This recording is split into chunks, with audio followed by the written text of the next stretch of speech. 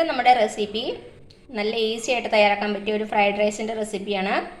സോസുകളൊന്നും ഉപയോഗിക്കാത്ത നല്ല ഈസി ആയിട്ട് തയ്യാറാക്കാൻ പറ്റിയ നല്ല ടേസ്റ്റി ആയിട്ടുള്ളൊരു ഫ്രൈഡ് റൈസ്. അപ്പോൾ നമുക്കിത് എങ്ങനെ ഉണ്ടാക്കുന്നതെന്ന് നോക്കിയാലോ. അപ്പോൾ നമുക്ക് നമ്മുടെ ഫ്രൈഡ് റൈസ് ഉണ്ടാക്കാൻ വേണ്ടിയിട്ട് ഞാനിവിടെ എടുത്തേക്കുന്നത് ഒരു 2 കപ്പ് ബസ്മതി റൈസാണ്. ഞാനിവിടെ ഇന്ത്യ ഗേറ്റിൻ്റെ ബസ്മതി റൈസാണ് യൂസ് ചെയ്യണത്. ഇത് നമുക്കൊരു പാത്രത്തിലേക്ക് ഇട്ട് കൊടുക്കാം. ഇപ്പോൾ 2 കപ്പ് അരി ഇട്ട് കൊടുത്തിട്ടുണ്ട്. ഇനി ഇത് നന്നായിട്ട് കഴുകിയെടുക്കണം. കഴുകിയെടുത്തിട്ട് ഒരു 30 മിനിറ്റ് ഇത് നമുക്ക് കുതിർക്കാൻ വേണ്ടി വെക്കണം. കുതിർത്ത് കഴിഞ്ഞാൽ പിന്നെ കഴുകരുത്, വെള്ളം ഒന്ന് ഊറ്റിയെടുത്താൽ മതിയാകും. അപ്പോൾ ഞാനിത് കഴുകിയെടുത്തിട്ട് വരാം. അപ്പോൾ അതാ നമ്മുടെ അരി ഞാൻ കഴുകിയെടുത്തുകൊണ്ട് വന്നിട്ടുണ്ട്.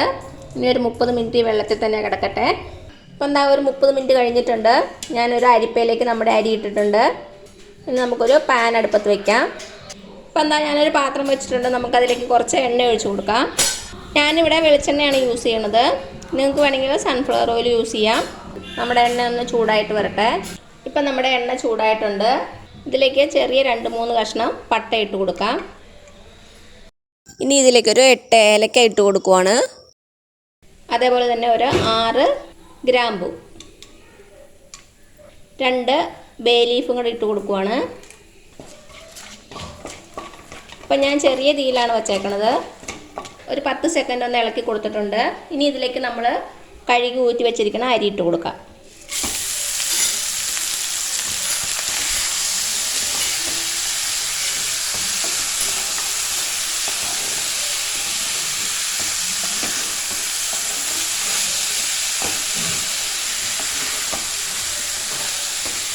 ഇപ്പം തീ മീഡിയം ഫ്ലെയിമിലാണ് വച്ചേക്കണത്.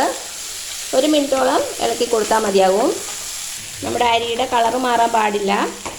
അരിയൊന്നും പൊട്ടിപ്പോകാത്ത വിധം പതുക്കെ ഇളക്കി കൊടുക്കുക. ഇപ്പോൾ അതാ 1 മിനിറ്റോളം ഒന്ന് ഇളക്കി കൊടുത്തിട്ടുണ്ട്. ചെറുതായിട്ടൊരു സ്മെല്ല് വരും. ഇനി ഇതിലേക്ക് നമുക്ക് വെള്ളം ഒഴിച്ച് കൊടുക്കാം.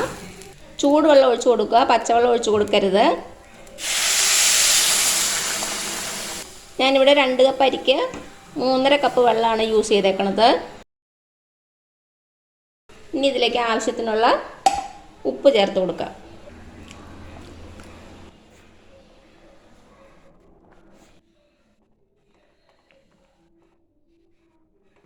ഇനി നമ്മുടെ അരി അടച്ചു വെച്ച് വേവിക്കാം. മീഡിയം ഫ്ലെയിമിൽ തന്നെ വെച്ചാൽ മതി. വെള്ളമൊക്കെ കംപ്ലീറ്റ് വറ്റി അരി വെന്ത് വരട്ടെ. അപ്പം നമ്മുടെ അരി വേവണം വരെ വെയിറ്റ് ചെയ്യാം. ഇപ്പം എന്താ നമ്മുടെ അരിയുടെ വെള്ളമൊക്കെ വറ്റിയിട്ടുണ്ട്. നമുക്ക് വെന്തോന്ന് തുറന്ന് നോക്കാം. ഇതാ നമ്മുടെ അരി നന്നായിട്ട് വെന്തിട്ടുണ്ട്. വെള്ളമൊക്കെ കംപ്ലീറ്റ് വറ്റിയിട്ടുണ്ട്. നമുക്ക് തീ ഓഫ് ചെയ്യാം. ഈ അടുപ്പിൽ തന്നെ വച്ചിരിക്കണ്ട, മാറ്റി വയ്ക്കാം. ഇനി നമുക്ക് കുറച്ച് സവാള ഒന്ന് വറുത്തെടുക്കണം. അതിനുവേണ്ടി ഞാനിവിടെ ഒരു ചീനച്ചട്ടി വെച്ചിട്ടുണ്ട്. നമുക്കതിലേക്ക് എണ്ണ ഒഴിച്ച് കൊടുക്കാം.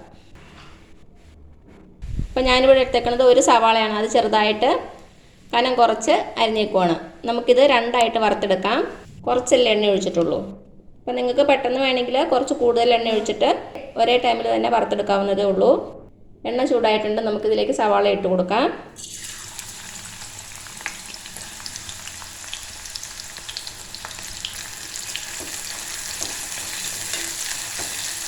നമ്മൾ ബിരിയാണിക്കൊക്കെ വറുത്തെടുക്കുന്ന പോലെ ബ്രൗൺ കളർ ആവുന്നവരെ വറുത്തെടുക്കാം. കളർ ചേഞ്ച് ആകുമ്പോൾ കൈവിടാതെ ഇളക്കി കൊടുത്താൽ മതിയാകും.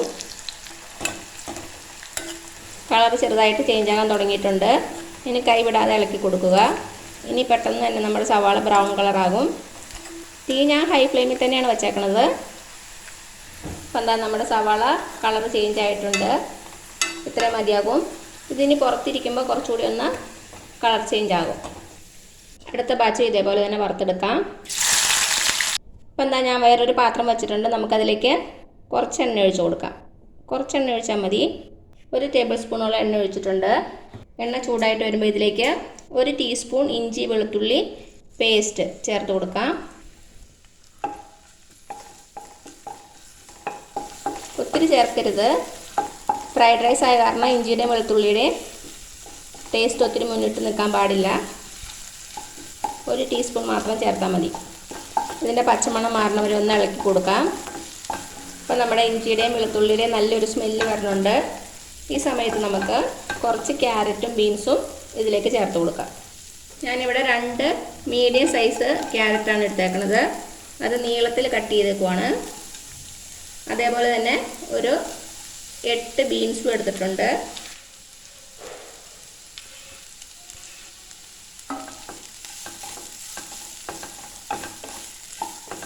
നന്നായിട്ടൊന്ന് വഴറ്റി കൊടുക്കുക.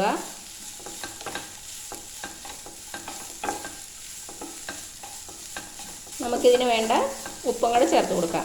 നമ്മൾ അരിക്ക് ഓൾറെഡി ഉപ്പ് ഇട്ടിട്ടുണ്ട്. അത് കാരണം ക്യാരറ്റിനും ബീൻസിനും വേണ്ട ഉപ്പ് മാത്രം ചേർത്ത് കൊടുക്കുക.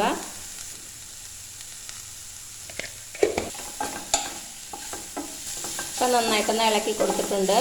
ഇനി ഇതിലേക്ക് ഒരു 2 ടേബിൾ സ്പൂണോളം വെള്ളം ഒന്ന് തളിച്ച് കൊടുക്കാം. എന്നിട്ട് ഇതൊന്ന് വേകാൻ വേണ്ടിയിട്ട് കുറച്ച് നേരം ഒന്ന് അടച്ച് വെച്ച് കൊടുക്കാം. ചെറിയ തീയിൽ വെച്ചാൽ മതി.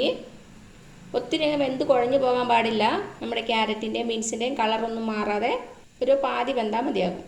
അപ്പോൾ തുറന്ന് നോക്കാം. ഒരു 2 മിനിറ്റോളം ഒന്ന് അടച്ച് വെച്ചിട്ടുണ്ടായിരുന്നു.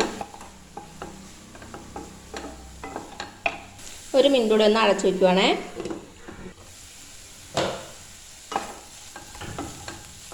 അപ്പോൾ എന്താ, നമ്മുടെ ക്യാരറ്റും ബീൻസും അത്യാവശ്യം വെന്തിട്ടുണ്ട്.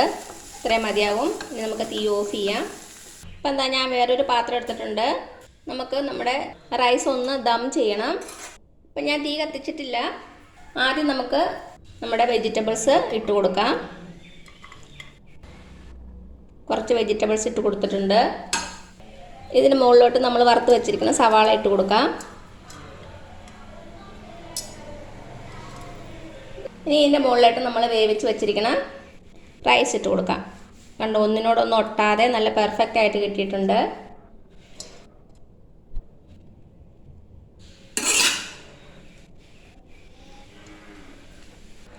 ഇപ്പോൾ കുറച്ച് ചോറിട്ട് കൊടുത്തു. ഇതിൻ്റെ മുകളിലോട്ട് കുറച്ചുകൂടി ക്യാരറ്റും ബീൻസും കൂടെ ഇട്ട് കൊടുക്കാം.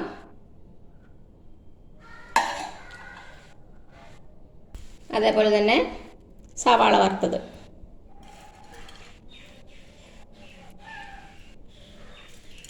ഇതിൻ്റെ മുകളിലോട്ട് ബാക്കി ചോറും കൂടെ ഇട്ട് കൊടുക്കാം.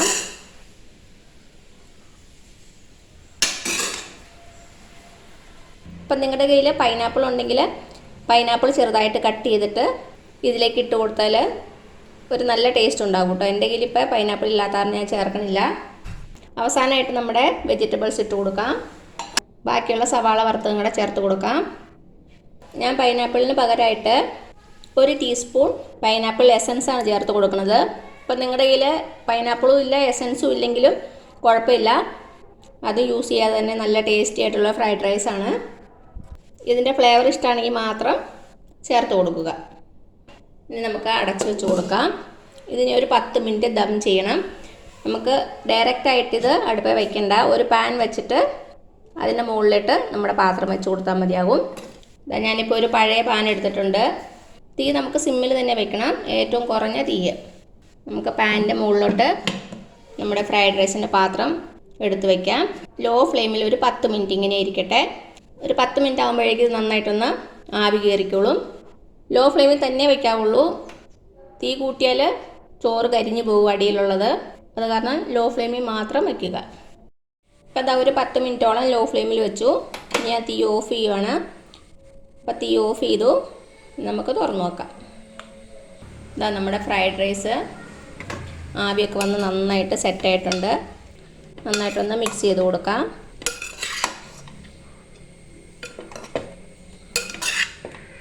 കണ്ടോ, ഒന്നിനോടൊന്നും ഒട്ടാതെ നല്ല പെർഫെക്റ്റായിട്ട് നല്ല വൈറ്റ് കളറിലാണ് നമ്മുടെ റൈസ് ഇരിക്കുന്നത്. ഇത് നമുക്ക് ഏതെങ്കിലും സ്പൈസി ആയിട്ടുള്ള കറിയുടെ കൂടെ സെർവ് ചെയ്യാവുന്നതാണ്. ഇനി നമുക്കൊരു സെർവിങ് പാത്രത്തിലേക്ക് മാറ്റാം.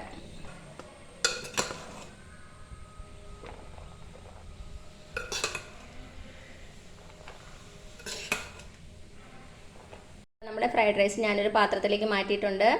അപ്പോൾ ഈസി ആയിട്ടുള്ള സോസുകളൊന്നും വേണ്ടാത്ത നല്ല ടേസ്റ്റി ആയിട്ടുള്ള ഫ്രൈഡ് റൈസ് ഇതാ റെഡിയായി. അപ്പോൾ എല്ലാവരും ഒന്ന് ട്രൈ ചെയ്ത് നോക്കണേ. എന്നിട്ട് അഭിപ്രായങ്ങളൊന്നും അറിയിക്കാൻ മറക്കരുത്. അപ്പോൾ ഈ വീഡിയോ ഇഷ്ടമായാൽ താഴെ കാണുന്ന ചുമന്ന സബ്സ്ക്രൈബ് ബട്ടണിൽ ഒന്ന് പ്രസ് ചെയ്ത് സപ്പോർട്ട് ചെയ്യണേ. അപ്പോൾ അതിൻ്റെ തൊട്ടടുത്തൊരു ബെല്ലൈക്കൺ വരും. അതും കൂടെ പ്രസ് ചെയ്ത് ഓൺ എന്നുള്ള ഓപ്ഷൻ കൊടുക്കുക. ഇനി പുതിയ റെസിപ്പി ആയിട്ട് വരുന്നവരേക്കും thank you so much. By.